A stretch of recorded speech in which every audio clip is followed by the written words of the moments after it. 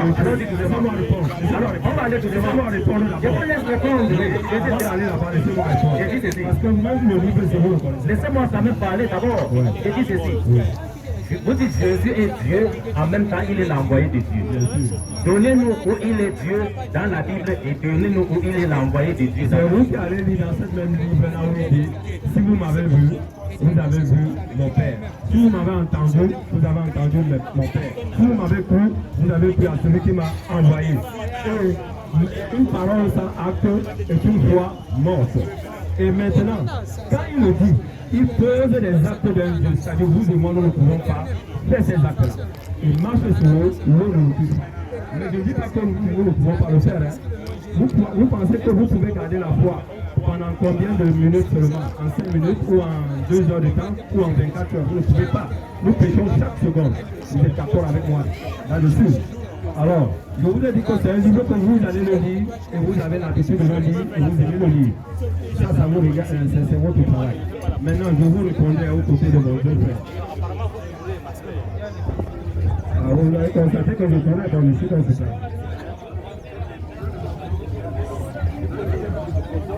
Alors, on va dire la lecture. En fait, lui, il n'est pas content, c'est un problème. J'aime d'abord m'expliquer avec le visuel de notre tête. J'ai dit bien. Ce monsieur n'a pas étudié. Parce que envoyer et envoyeur sont synonymes. Envoyeur sont synonymes.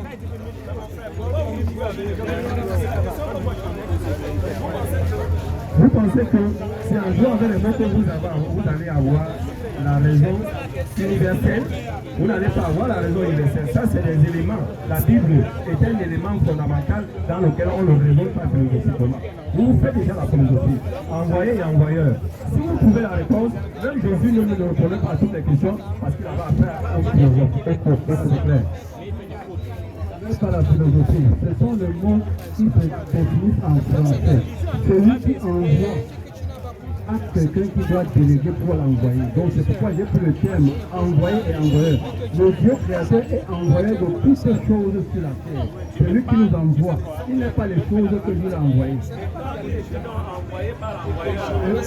Écoutons-nous.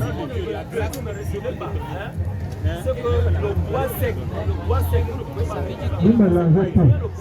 Tant qu'on n'a pas écouté papa, ça ne dit jamais dans la Bible. Bon, on n'a pas écouté, on n'a pas écouté. Écoutez, nous parlons de l'écoute de l'écriture. Écoutez-moi très bien. L'envoyé et l'envoyeur ne sont pas synonymes en français. S'il vous plaît, écoutez, je vais lire un passage. Vous allez voir où l'envoyeur, c'est toujours lui-même l'envoyeur. Ok. Répétez. Oui. C'est-à-dire, quand on dit Jésus dit, c'est le Père qui m'a envoyé. Vous allez voir qui est le Père et qui est Jésus. Je n'ai pas compris ma question. L'envoyé, peut-il être l'envoyeur? Oui. Oui. Vous envoyez votre fils à la boutique. Oui, je vais lire le passage qui le prouve. Écoutez-moi, lire et comprendre comme vous le faites. Mais attends, écoutez-moi bien avant d'aller. Vous pouvez dire que je ne comprends pas, vous ne comprenez pas. Vous envoyez votre fils à la boutique. Vous avez dit au policier que non, c'est moi-même qui suis devant vous. Oui. C'est possible. Ton fils à la boutique, il s'agit de Dieu, nous parlons de Dieu, nous parlons pas de Dieu. Présentant à la boutique, c'est français. C'est le discernement, c'est un haut niveau, c'est spirituel, mon frère, ce n'est pas de la chair. Le fils à la boutique représente le père à la boutique, ce n'est pas le père à la maison. Jésus étant cité était représenté, où il était représenté.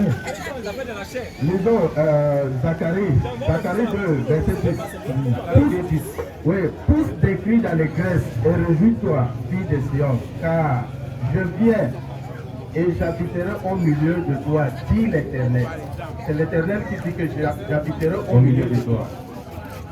Beaucoup de nations s'attacheront à l'Éternel en ce jour et deviendront mon peuple. J'habiterai au milieu de toi et tu sauras que l'Éternel des armées m'a envoyé vers toi. Et l'Éternel qui habiterait avec vous là, c'est qui? Voilà. L'Éternel dit que l'Éternel des armées m'envoie vers toi. Voilà. Est-ce qu'il y a deux éternels? Pourquoi j'ai dit ouais. Parce que la Bible dit ouais. Que Dieu se met à enlever son peuple par un prophète. Si il dit qu'il m'a envoyé sur les... Et quel est le prophète là? Quel est le prophète? Attends, ici dans ce passage, quel est le prophète qui a habité? Quel prophète? Quand on parlait de Garçon qui t'a quel prophète? On continue, je continue la lecture. Vous pouvez lire toute la Bible, vous n'allez pas la comprendre parce que vous ne l'étudiez pas. Je vous dis bien, il dit, j'habiterai au milieu de vous et vous saurez que celui qui m'a envoyé, celui qui va habiter avec eux, on saura que c'est Dieu qui l'a envoyé, pas que c'est Dieu qui est avec eux. Pourquoi il dit cela? La Bible dit que Dieu visite son peuple, pas un prophète. On vous fait dire ça? Ce que vous dites là, c'est la lecture que vous n'avez pas compris. Dieu, c'est la lumière. Et la lumière, Exode 33, verset 4. J'aimerais que vous lisez cette verset. Comprenez bien. L'Éternel répondit, je marcherai moi-même avec toi et je te donnerai du repos. Dieu dit à Moïse, Moïse, je marcherai moi-même avec toi. Montrez-nous dans la Bible où Dieu a marché avec Moïse. C'est-à-dire marcher comme ça avec Moïse. D'accord. Nous allons, je vais te montrer le verset. Je vais te montrer le verset.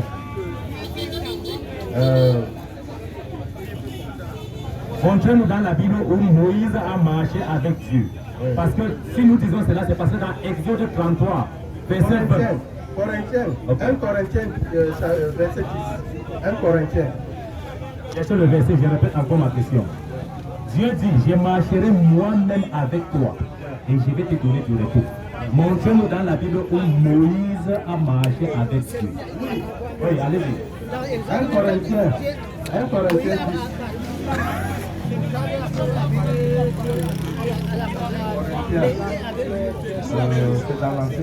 Quand Dieu était sur la montagne, il était avec qui? Quand Dieu dit commandement, il n'était pas avec Moïse. Dieu marche avec Moïse. Marcher et être avec lui, ce n'est pas la même chose. Tu dois marcher avec les pieds. Hein? Tu veux échanger, tu veux échanger. Non, excuse-moi, il ne s'est pas plaint. Il ne s'est pas plaint. Si quelqu'un a des questions, vous êtes libre de poser des questions. Nous sommes là pour le discernement. Gardez alors ta question. Oui, gardez alors. Même si tu fais là, c'est augmenté. Tu ne devais pas parler. Je ne veux pas que vous ignorez que nos pères ont tous été sous la nuée. Qu'ils ont tous passé à travers de la mer. Qu'ils ont tous été baptisés en Moïse dans la nuée et dans la mer. Qu'ils ont tous mangé le même aliment spirituel et qu'ils ont tous eu le même breuvage spirituel car ils buvaient un rocher spirituel qui les suivait et ce rocher était Christ. Merci beaucoup. Un rocher spirituel qui les suivait et ce rocher était Christ. Pasteur, voilà, c'est un bon verset. Oui. Christ veut dire quoi? Il était avec lui. On parle de Christ. On parle de Jésus-Christ. Christ veut dire quoi? Ne dites pas que quand on parle de Christ, on parle de Jésus-Christ. Que veut dire Christ? En français. Loin de Dieu. Jésus-Christ est le seul loin de Dieu dans la Bible. Le seul loin. Non. Il y a encore qui? Il y a beaucoup, il y a des rois qui sont loin. Mais, et ces rois, est-ce qu'on les appelle Christ? Oui, c'est Jésus-Christ qui est appelé Christ, le Christ. Ésaïe 45, verset 1. Lisez-nous ça. Le roi Cyrus était loin. Il s'appelait Christ. Je dis, Jésus est le Christ. On ne le refuse pas. Nous reconnaissons, nous les musulmans, Jésus est le Christ. Mais il n'est pas le seul Christ. Que veut dire Christ? Christ veut dire celui qui est loin par Dieu. Lis un peu le mot. Ok, Ésaïe 45, le verset que je viens de dire. Oui, oui. Ok. Peut-être que Christ n'est pas Jésus. Jésus est différent de Christ. Parce que tu vas voir, il y a un mot. Il y a un mot là. Quel mot? Il se base de mots. Mais Jésus, il n'y a pas de Jésus dans la Bible. Ainsi parle l'Éternel à son oin. À son oin, à Cyrus. À son oin. On a parti qu'il parle à Christ. Christ veut dire quoi? C'est la première question que je vous ai posée. Christ veut dire quoi? Christ veut dire oin. Mais maintenant, attendez. Christ veut dire oin. Si l'Éternel parle à Christ, ça veut dire qu'il a parlé à oin. Les Wong sont différents. Et le Wong de Mayanga, et le Wong de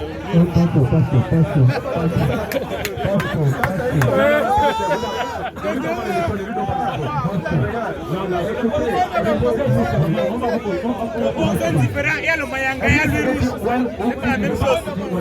Ça, c'est une confusion qu'il a en train de semer. Il va me plonger dedans. Oui, c'est vrai.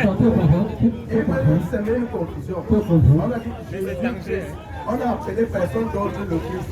On a parlé de moi. Ça veut dire ouais. Il n'y a personne, aucun des prophètes a été appelé Christ. Moïse est Christ. Abraham Christ. On avait dit ouais d'abord. Ça veut dire ouais. Ça, c'est la définition.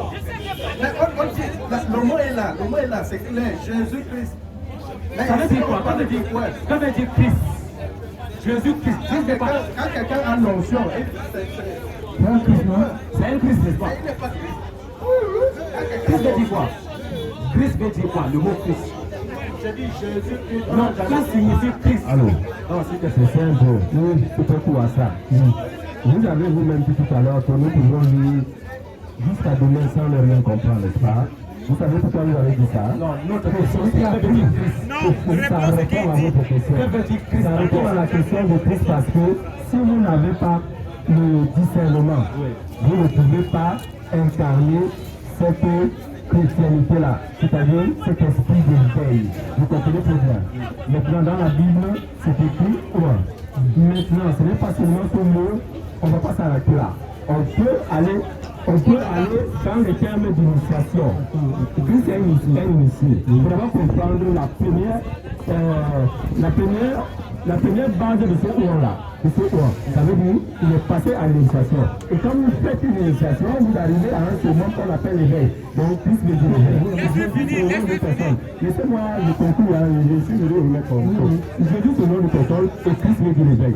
Maintenant, vous pouvez continuer l'éveil. Vous pouvez nous expliquer selon la Bible où Christ veut dire l'éveil? Il vient de parler, il dit c'est vous qui lisez la Bible. Ici, c'est la vérification des Écritures.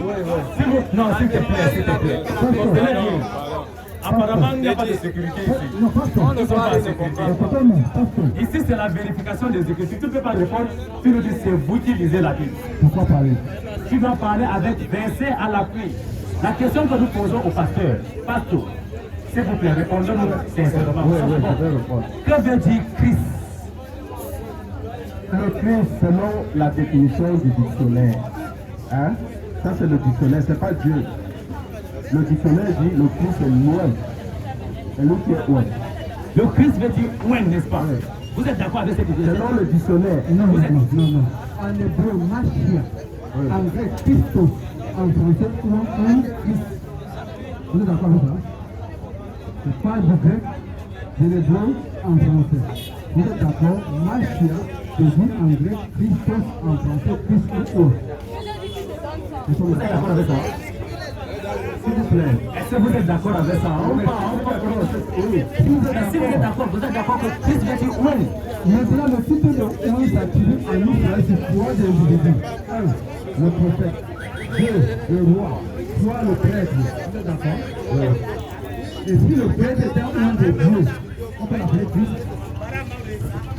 Mais quand nous parlons des Écritures, il est clair. Ici, c'est écrit. Écoutez, frère, on dit Jésus-Christ. Mais on peut dire le prêtre Christ, on peut dire le prêtre Christ, le roi Christ. Apparemment, vous êtes en train de faire, c'est comme si vous partez à l'hôpital, vous dites que c'est celui qui opère les gens. On vous dit le chirurgien, vous dites non. Je cherche plutôt celui qui opère les gens.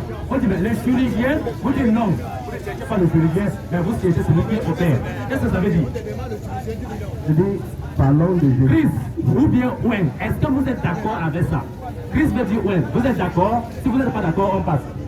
Ça, c'est selon une analogie. Parce que vous dites que non, pas l'analogie. Le mot, est-ce que vous avez fait la théologie? Qui a été traduit en français par Ouen ou Christ. On ne peut pas se sauver juste parce qu'on a parlé ici Ouen. Jésus-Christ, le roi était consacré par l'onction. Alors, le prêtre ou bien le roi ont été consacrés par l'onction dans la Bible. Le roi, oui, pas l'onction, si on le voyait la tête. Donc, Ils font même 1000 ici là.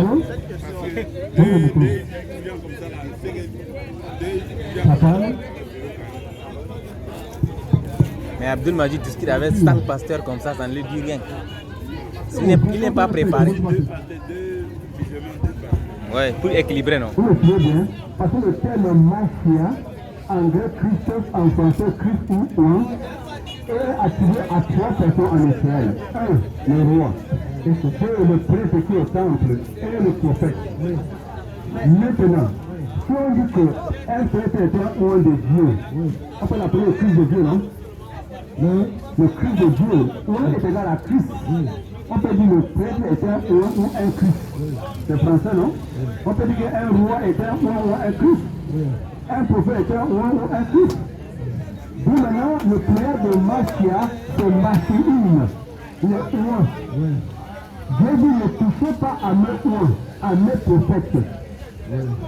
Vous me suivez? Jésus étant l'un des prophètes de Dieu, ne pouvait pas être Dieu parce qu'il est représentant de Dieu.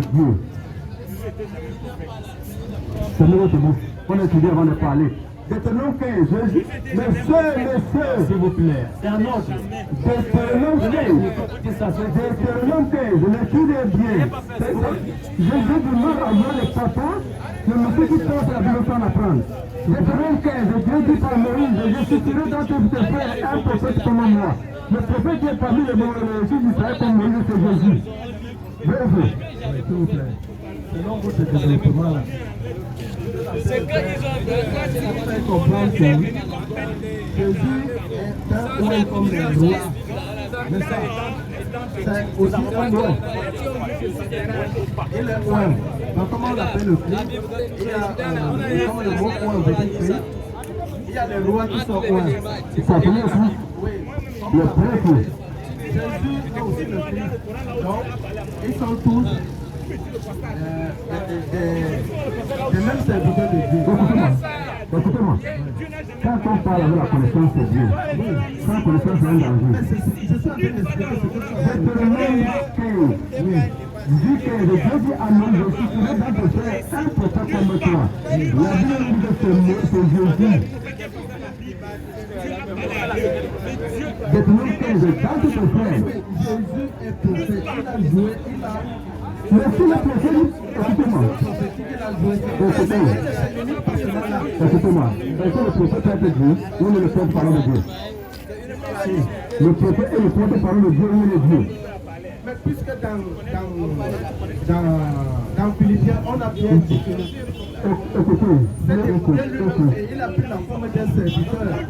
Donc, écoutez-moi bien, écoutez-moi. On ne refuse pas. Si Jésus a pris la place de Dieu sous forme d'un serviteur, d'abord c'est une grosse erreur de votre part parce que, écoutez-moi, la Bible contient la parole de Dieu, toute la Bible n'est pas la parole de Dieu. Nous ne pouvons pas le passer parce que nous ne sommes là que pour examiner ces écritures, pour mieux nous conformer au texte qui vient de Dieu. C'est vous-même qui dites que nous devons connaître la vérité si Jésus est bibliquement. Pasteur. Maintenant vous dites que non, il y a des parties qui ne sont pas... Nous ne sortons pas du terme. C'est pourquoi moi-même je voulais pas lire de cœur. Pourquoi moi-même je voulais pas lire de cœur. Pasteur, s'il vous plaît. Voilà. Jésus est Dieu, n'est-ce pas? Le nom de Dieu c'est quoi? Jésus. Le nom de Dieu. Oui. Le nom de Dieu, c'est Jésus qui l'a fait connaître. Il a dit. J'ai dit, le nom de Dieu, c'est quoi? Répondez-moi, c'est la chose avec. Dieu créateur de ciel et de la terre. Son nom, c'est Jésus-Christ. C'est Jésus-Christ. Dieu créateur du ciel et de la terre. Son nom, c'est quoi? Jésus-Christ. Lisez le Jean 3,16. Jean chapitre 3, verset 16. Parce qu'on dit que Jésus-Christ, c'est lui le créateur du ciel et de la terre. Ok, Jean chapitre 3, verset 13. Verset 16.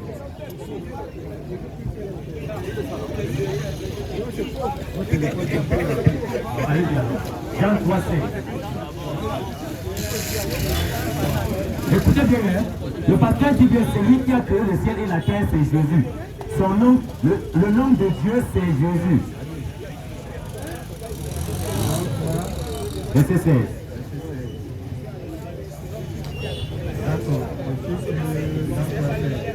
Car Dieu a tant aimé le monde qu'il a donné son Fils unique afin que quiconque croit en lui ne périsse point, mais qu'il ait la vie éternelle. Ok. Car Dieu a tant aimé le monde et qu'il a donné son Fils unique. Vous venez de dire que le nom de Dieu c'est Jésus, n'est-ce pas? Ok. Changeons Dieu par Jésus. Car Jésus a tant aimé le monde, c'est ça non? Si c'est le nom de Dieu c'est Jésus. Hey, vous venez de dire que le nom de Dieu c'est quoi, pasteur?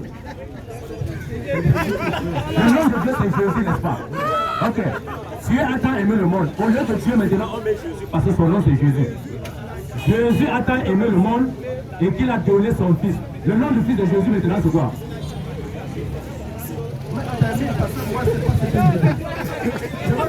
Je vais m'expliquer. La question que je vous ai posée d'abord. Le nom de Dieu c'est quoi? Non, vous avez la parole. On discute où? C'est pas une personne, c'est pas le nom de quelqu'un, c'est un sujet d'adoration. Ce n'est plus Jésus. Attends, quand on parle de Dieu, c'est un sujet d'adoration, c'est pas le nom de quelqu'un. Nous sommes d'accord, ce n'est plus Jésus, non? À partir du moment où c'est un sujet d'adoration, prend la forme de humain, il a un nom, parce que toute créature a un nom. Quand tu le veux, on dit comment bien on dit. Quand Dieu devient, comprenez alors, quand Dieu devient un être humain là, son nom c'est quoi? Le nom de Dieu qui devient un être humain là, c'est Jésus-Christ. Ok. Jésus-Christ aime le monde. Comme il est Dieu, il est Dieu dans son état initial, Dieu qui n'est pas créature, a tellement aimé le monde, qui s'est fait homme. Non, Dieu qu'il a donné. Dieu a tant aimé le monde qu'il a donné. Le Dieu, je ne suis pas dans l'explication, je suis dans le verset. Car Dieu a tant aimé le monde et qu'il a donné. Qui a donné? Non. Il a donné et il a envoyé. Ok, c'est la même chose. La question, qui a envoyé? Qui a envoyé? C'est Dieu qui a envoyé. Il a envoyé qui? Mashallah. Allahu Akbar. Ok, alhamdulillah. Merci beaucoup. Vous avez le problème, mais vous ne le savez pas.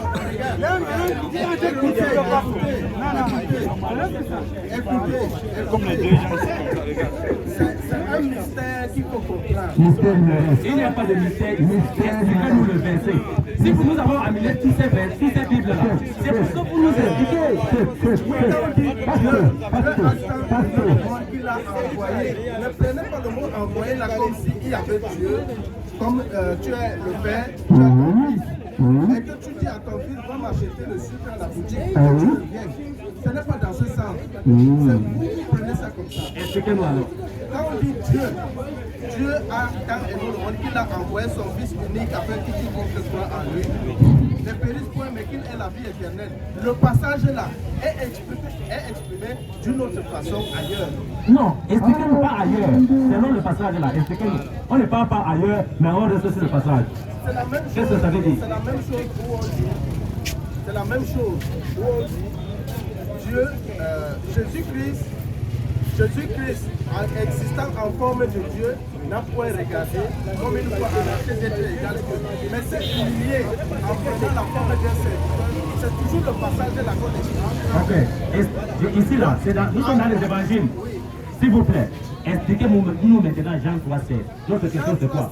Je précise bien. Dieu a tant aimé le monde qu'il a envoyé son Fils. Qui a tant aimé le monde? Le Dieu là c'est Jésus. Non, comprenez, il faut comprendre. Le Dieu là c'est Jésus. Dieu est en parole. C'est Jésus. Il n'a pas encore le nom de Jésus. Il n'a pas encore le nom de... On l'appelle Dieu tout juste. On l'appelle Dieu. C'est-à-dire qu'il a tellement aimé le monde. Oui, il a aimé le monde. Et qu'il a fait quoi? Il a maintenant pris une forme. Non, dis ce que le verset dit. Il a envoyé, c'est dans le sens de prendre la forme d'un homme. La question que je vous pose, il est venu lui-même ou bien il a envoyé? Dieu a tant aimé le monde et qu'il est venu. Comprenez bien. Comprenez. Dieu a tant aimé le monde et il est venu lui-même ou bien il a tant aimé le monde et il a envoyé son fils. Il a tant aimé le monde. La Bible dit qu'il a envoyé son fils, mais nous ne devons pas prendre ça comme envoyé. Donc apparemment vous expliquez la Bible plus que la Bible même. Ou bien c'est en parabole. Regarde.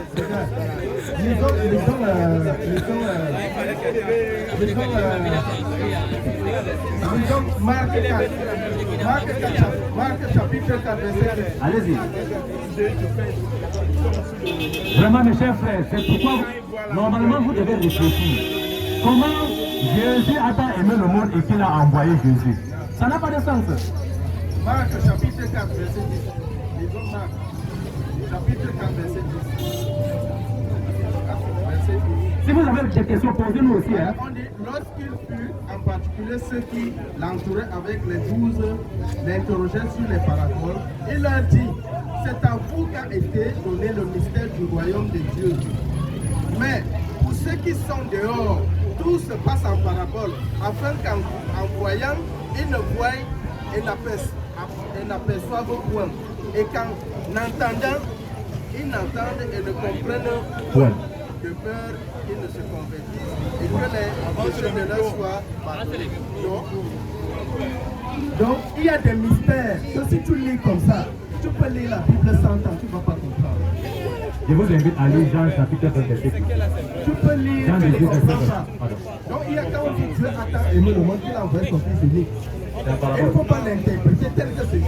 Parce qu'il y a un mystère que ça cache. Jean 18, verset 7. C'est pas vous faire là, c'est pas ça la spiritualité. Pasteur, s'il vous plaît. Jean 18, verset 20. Jean chapitre 18, verset 20. Là-bas, c'est les historiens. C'est la guerre de la religion. Jésus lui répondit, j'ai parlé ouvertement au monde. J'ai parlé ouvertement au monde. J'ai toujours enseigné dans la synagogue et dans le temple. Et dans le temple, Où tous les Juifs s'assemblent et je n'ai rien dit. Jésus dit, je n'ai rien dit en secret. Oui. C'est-à-dire, il a toujours expliqué tout. Oui. N'est-ce pas? Oui. Il dit bien, je n'ai rien dit en secret. Ça veut dire que Jésus a été explicite. Selon Jean 3,16, il a expliqué ou bien on ne va pas comprendre comme ça. C'est pas Jésus qui a dit ça. C'est pas Jésus qui a dit C'est ça. pas Jésus qui a dit le passage. Ok, merci beaucoup. Jean chapitre 20, verset 17. Ça, c'est l'apôtre Jean qui le dit. Ah, vous parlez bien. Jean chapitre 20, verset 17. Là où Jésus lui-même parle. Vous avez besoin de la parole de Jésus. Jean chapitre 20, verset 17. Jean chapitre 20, verset 17.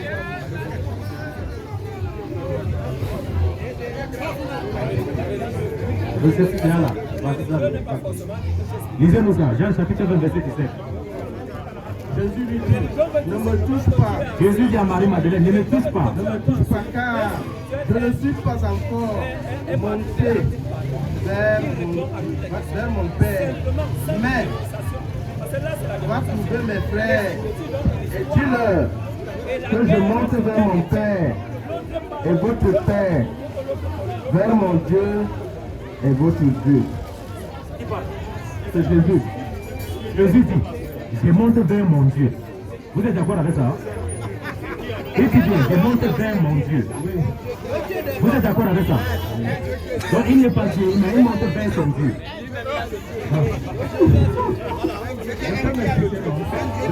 Jésus dit, il n'a rien expliqué en secret, n'est-ce pas? Vous comprenez ce qui est dit, mais le sens de ce qui est dit, vous ne cherchez pas à comprendre. C'est ça le problème. Je monte vers mon Dieu. Donc, vous prenez comme si il prend l'ascenseur, il greffe le Dieu va trouver son Père. Donc, il dit, nous savons bien, mon Dieu, que Jésus est allé vers Dieu. Oui. C'est-à-dire, où il a pris l'échelle, où il s'est envolé avec les ailes, mais l'islam reconnaît que Jésus est allé vers Dieu. Notre problème maintenant, le nom de Dieu qu'il est allé vers lui là, son nom c'est quoi? Puisque nous savons déjà que c'est lui qui monte là, c'est Jésus. Il dit bien, je monte vers mon Dieu. Non, non, je ne peux pas te tenir. Il monte vers mon Père. Dieu. Le verset. Mon Dieu, mon Dieu. Vers mon Dieu. Vers mon Père. Ça continue. Je monte vers mon Père. Va trouver mes frères. Dis-leur que je monte vers mon Dieu. C'est ce qui est dit. La Bible dit non? Oui. Jésus dit je monte vers mon Dieu. Vous êtes d'accord, n'est-ce pas? Jésus dit ça un Dieu, non?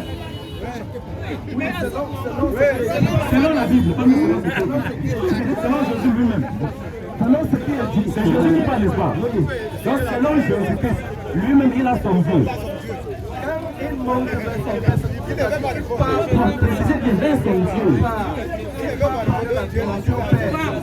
Et quand aussi, Prendre la dimension, parce qu'à partir du moment, il est mort, il est ressuscité.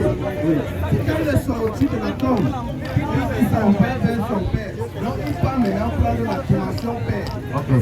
Et c'est dit là, c'est écrit. Il a monté prendre sa dimension Père. il y a les deuxièmes parmi nous. Boycott aux réponses. Ne pensez pas que vous êtes à l'église ici. Ici, c'est la Les gens que vous voyez là, ils étaient d'abord pasteurs avant d'être machin là. Là où il porte la divinité, il met sur lui. Et c'est selon la Bible, pasteur. il va revenir maintenant à la fin du monde avec ça. Luc chapitre 6. Oui. Parce que depuis qu'il est parti, il dit qu'il reviendra juger tout le monde.